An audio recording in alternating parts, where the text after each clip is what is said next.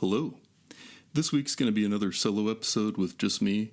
My wife has been out of town for the last week, and Bryce has a family and a small child. And so I've had a lot of time in the last few days to watch horror movies, and he's had a lot of time to tend to a sick child. And we decided that one of those would make for way more interesting podcasting than the other. So I'm what you get. Deal with it. This week I'm going to talk about a few movies that I've watched recently that are obviously horror movies. Some of them we've discussed before, some of them have been recommendations, and all of them are currently available for streaming. The first movie that I wanted to talk about was Don't Worry, Darling. That's one that we have discussed a couple of times on the show. First because we had seen the trailer and it looked interesting. It is a film directed by Olivia Wilde, and that seems exciting. And then it had the big blow up and controversy, I guess, around award season, and lots of speculation about how things on set maybe didn't go down super well, and the cast and crew were not real happy with each other. So this is one that we've kind of been following and hearing about for a while. I didn't have a chance to catch it while it was in theaters, but it is now on HBO Max, and so I was able to watch it there. I think overall, Don't Worry, Darling is a lot of what you would have expected based on the trailer. It's going to be sort of your kind of throwback, eerie, sci-fi-ish, kind of almost like a 50s period piece, I would say. And it goes into a lot more than that. There's a lot to the story. It's about a community of people who live out sort of in some remote location, and all the husbands work for this big company, and all the wives sort of hang out at home and socialize with each other all day. It did not go nearly as much in the horror direction as I expected it to. It was really a lot more kind of suspense and mystery, and almost reminded me of like an extended episode of Black Mirror. So if that's what you're looking for, it's probably going to be something you enjoy. If you're looking for a more hardcore horror movie, then it's probably not what you are best suited to choose to watch. So that's one that like I said, I enjoyed the movie. It was pretty good. It was very well made, very well directed, but it did not grab me in the way that I had kind of hoped it would based on the trailer. But one thing I noticed watching this movie, though, is that a lot of the presentation of it, and I guess kind of maybe a little bit the overall storyline, reminded me a lot of Get Out. So it had a very similar vibe and feel through the movie, and I think maybe a similar pace, and then kind of an interesting, twist ending where things got more intense. And that was just weird to me, because also Olivia Wilde's previous movie, which was called Booksmart, was basically a spiritual successor to the movie Superbad. They were very similar movies. One had two, female stars. The other had kind of two male stars. But a lot of the progress of the movie, a lot of the humor, a lot of the scenes and stuff even, were really, really similar. And so it's kind of interesting to me that both of Olivia Wilde's movies so far have felt like they have almost paid homage to other movies that have been successful in the same genre. So that said, this one was still interesting. It was, a pretty unique story. It was kind of cool to see like a big budget, well-made Hollywood horror movie. But I do think it's definitely more on the side of, social commentary and kind of suspense more so than hardcore horror. The second movie that I wanted to talk about is called Smile. Smile is another one that I had heard good things about, but was unable to see while it was in theaters. But it's now available with a Paramount Plus subscription. And in case this isn't something you're familiar with, if you have Amazon Prime already and you watch stuff on Amazon Prime Video, you can add a Paramount Plus subscription add-on to that lets you have access to their content through the same apps that you do Amazon stuff on. So just in case that makes life easier, that's a pro tip. Smile actually came recommended by a couple of people. I had seen some stuff about it, before I think in one of the previous updates I had mentioned their advertising campaign where they just had people smile creepily behind home plate at MLB games, which I love. But this one, I wasn't really sure what to expect from it or if it was going to be any good, and it didn't seem like it stayed in theaters very long. But Russell, my friend, saw it in the theater and highly recommended it. And then once it was on streaming, my sister-in-law also recommended it. So I felt like this was one that I could safely get my hopes up about because I really trust both of those people's recommendations. So for this one, I feel like I set the right environment. I watched it at home, alone, after dark, with all the lights out, and, the movie turned up loud, and, had the phone face down and was just fully ready to take it in. And I would say that the first half of this movie was one of the best horror experiences I've had in recent memory. From the beginning of the movie to somewhere around the halfway or 2/3 mark, I was completely pulled in. I was getting goosebumps. I was like looking over my shoulder. I mean, it was intense and really, really well done. There were a lot of things about it that I think were just like excellent examples of how to pull off this type of horror movie.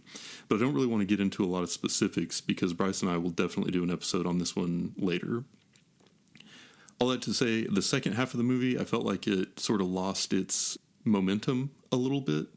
It got a little bit more like investigative and a little bit more, sort of the central figure dealing with their own stuff. And like Bryce and I talked about in our review of Halloween Ends, nobody really watches a horror movie to see the protagonist, kind of find themselves and emerge stronger and work through their own issues. No, we want the horror movie for the horror. We like the bad guy, the antagonist. That's the thing that makes it interesting. So, like I said, this movie is still probably, I think, the scariest movie from 2022 that I've seen, unless I'm forgetting one. But I wish it had been reversed. I wish the second half had had the tone and intensity of the first half instead of the other way around, because then I think I would, like, hands down call this one of my favorite movies.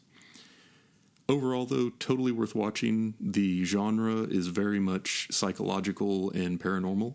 So think of the first Paranormal Activity movie, maybe mixed in a little bit with The Ring. And that's kind of the world that this movie exists in. So if that sounds like something that's up your alley, definitely check it out. Like I said, it's on Paramount+. And then the last movie that I watched was called Ghost Stories, which is a super generic name, and I would never have picked this out of a random list, but Russell recommended this one as well. And it is a 2017 anthology horror film that is available for streaming on Tubi, which, as I've said several times on the show, is an absolutely delightful viewing experience. And I feel like for an ad-supported app, it has just the right amount of ads where they're like perfectly spaced. So you have time to like go to the bathroom or check your phone without distracting yourself from the movie, but they're not happening so much that it's like breaking up the feeling of it, which is kind of exactly what we want when it comes to horror. So, Tubi, Ghost Stories. It's a British film. It has a few actors that you will recognize from episodes of Black Mirror, and it's one of the better setups for an anthology horror film that I think I've ever seen. The general idea is that you have sort of a paranormal investigator who has been told by someone who has also investigated paranormal things in the past that there were basically 3 events or 3 stories that he was never able to explain, and then he goes off on a quest to investigate these and prove that they're all hoaxes. And then the story actually will pick back up at the end with that investigator and kind of what's going on in his world. So it has a nice way of tying together the 3 stories that aren't just like, oh, I found a videotape in a warehouse and it had all these crazy things on it. So I definitely like the creativity in that. I know Bryce and I have talked before about with horror genres or subgenres, there are also these kind of cross-cutting patterns like found footage or anthology. And of the anthology horror movies that I've watched, I think this one kept me pulled in a little bit more, because even in the shorter sequences that weren't as interesting, I still knew it was all kind of contributing to this larger plot that I didn't know where it was going to end up. So this one's a pretty easy watch, and it's completely free on Tubi. And if you're interested in, kind of paranormal, ghost, investigative type horror, this would be an easy choice. So there you go. That's 3 movies that are available for streaming. If any of those sounded good to you, you should go check them out. Like I said, Bryce and I will most definitely do a full episode on Smile at some point in the future. And that one was really kind of a standout for me of the horror movies I've seen this year. So that's the end of what I have to say about horror movies. Feel free to not listen more if you don't want to hear random stuff. But we have had a few listener questions come in recently that have to do kind of with music and with Bryce and I playing music and stuff in the past. And so just a couple random things there of what I know we've been listening to recently. I had the chance to go see the band All Get Out recently, and they're awesome. They have a new album out this year that I think is really good. It's a little more kind of singer-songwriter and less intense than previous albums, but the songs are still really good, and they still put on an amazing live show. I have now seen them 4 times. One was at a festival, so it doesn't count, but the other 3 I left after they played, even though they weren't the headliner, because it's kind of like, why would I just stick around to be disappointed? Like, if I've already seen what I know is going to be the best performance of the night and it's not going to get topped, then, it's kind of on me if I were to sit there and not have a good time afterwards. So I just go home. That's how good that band is live. Another band I've been really into lately that has an album out this year is a little bit more on the heavy side, but they're called Birds in Row. It's a French band, and I've seen them live a long time ago, but they are just really, really good. And as a 3-piece, the dynamic range and the intensity that they're able to bring is just really impressive. They're a great band, and their new album is, I think, one of their maybe more accessible ones.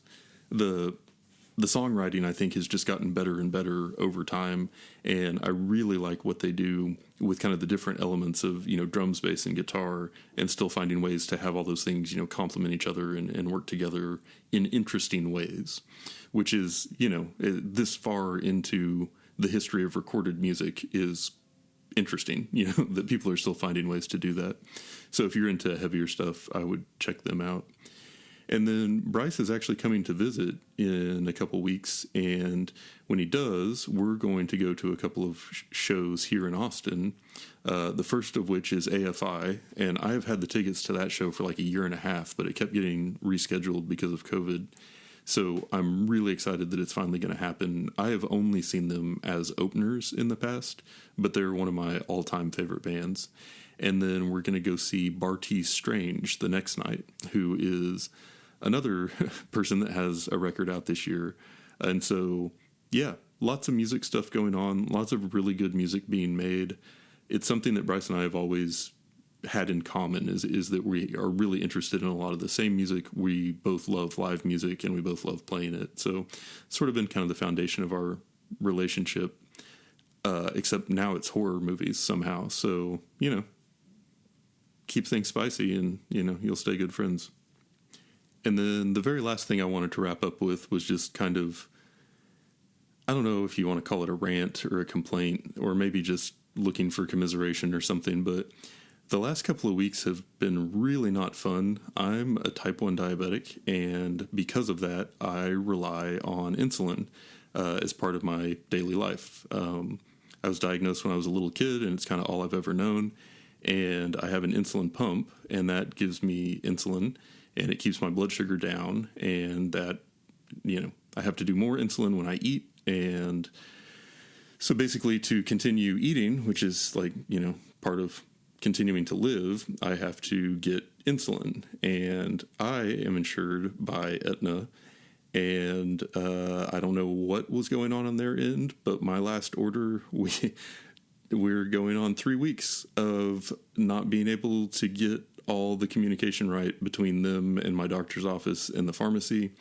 And I was supposed to drive back to Oklahoma this morning, and I was going to see my parents and hang out there for a while before going to Arkansas to have Thanksgiving with Sarah's family. And that didn't happen because I'm still fighting, trying to get access to the medication that I need to continue living. And it should be here soon. But this whole week has just been such a complete cluster of like me calling Aetna, me calling my doctor's office, me checking on statuses, seeing orders get canceled for no reason, not getting a real answer as to why that happened, and going back and forth. And thankfully, there was a very kind nurse at my doctor's office who one day just decided she was going to fix this problem. And she spent, I don't know how long, going back and forth and playing phone tag and getting transferred between departments. But she did finally figure out what was going on, was able to get the issue resolved, was able to basically make the process move. And so now things are back on track, and it is going to get here within the next couple of days. But the main thing with that is I really, really appreciate her and her willingness to do that, and the fact that, like, nothing made her decide to take control of the situation on my behalf. That was just pure kindness, and I really, really appreciate it. But it's also goddamn terrifying. Like, the fact that I'm that dependent on one other person being a good person is scary to me. And I hate that I don't have that feeling of control, and that there's like this giant system that I'm a part of that I just have to rely on other people for. And so I would say that the horror subgenre of my last few weeks has been psychological. So yeah, that's it for this bonus episode. Thanks for tuning in. We'll be back next week with a very normal review episode of a movie that was either filmed in or took place in a state that downloads lots of our episodes. And I also can give you an update, and I'm not supposed to say too much about this, but Bryce and I have started meeting and doing our planning for season 13. And I am wildly excited. It's going to be a really good one. So thanks for sticking with us through this one. I know it's been a little less predictable than previous ones, but know there are good things ahead. And that's it for today's episode. If you've listened this far, then thank you, and we hope you've enjoyed it. We're always looking for new ideas, so if you have any questions, comments, or movie suggestions, please send us an email at thehorrificpod@gmail.com. Or feel free to comment on or message our Facebook page. Just search for The Horrific Podcast. Thanks for listening.